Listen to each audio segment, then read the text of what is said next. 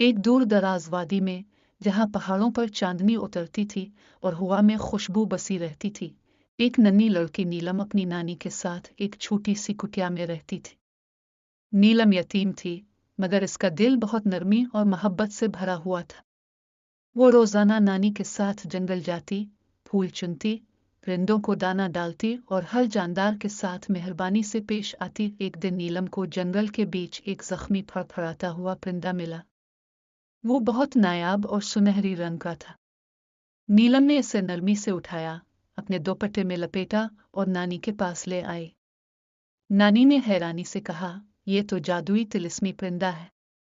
कहते हैं इसकी जान बचाने वाला कभी गमगीन नहीं रहता।" नीलम ने हंसकर कहा, "अगर ये ठीक हो जाए तो बस वही खुशी मेरे लिए काफी है।" कई दिनों की देखभाल के बाद परिंदा बिल्कुल ठीक हो गया।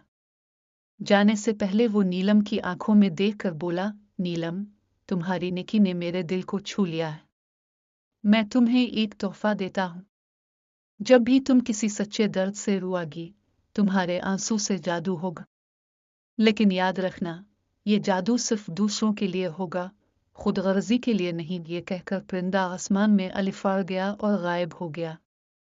नीलम हैरान भी थी और खुश भी। कई महीने गुजर गए।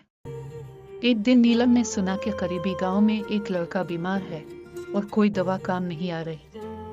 नीलम फौरन वहां गई, इस बच्चे के सर पर हाथ रखा और उसके दर्द पर रोने लगी। इसके आंसू बच्चे के सीने पर गिरे और चंद लम्हों में बच्चा आंखें खोलकर मुस्कुरा उठा। यह खबर पूरे इलाके में फैल गई। सब लोग नीलम के पास आने लगे। कोई माँ अपने बीमार बच्चे के लिए, कोई किसान अपनी सूखी फसल के लिए। नीलम जब भी किसी के दर्द से रो देती, इसके आंसू मौजज़ा करते। लेकिन जल्द ही बादशाह को खबर मिली।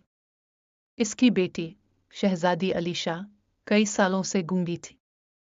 बादशाह ने नीलम को महल बुलाया और वदा किया कि अगर वो शहजादी की आवाज वापस ले आए तो उसे सोने से भर देगा। नीलम महल गई, शहजादी के गाल पर हाथ फेरा और धीरे से कहा, "मैं तुम्हें सुनना चाहती हूँ, बहन की तरह।" और वो रो पड़ी। आंसू शहजादी की होठों पर गिरे और अगले लम्हे शहजादी ने शुक्रिया कहा। सब हैरान रह गए। बादशाह खुशी से निहाल हो गया, लेकिन जब उसने सूना देना चाहा, नीलम ने कहा, "मुझे सिर्फ खुशी चाहिए कि कोई और मुस्कुरा रहा है।" नीलम वापस अपनी वादी चली गई। इसकी नेकियों की रोशनी फैलती रही। कहते हैं, आज भी जब कोई दिल से रूकर दूसरों के लिए दुआ करता है, तो वो दुआ नीलम के जादुई आंसू की ताकत से पूरी हो जाती है।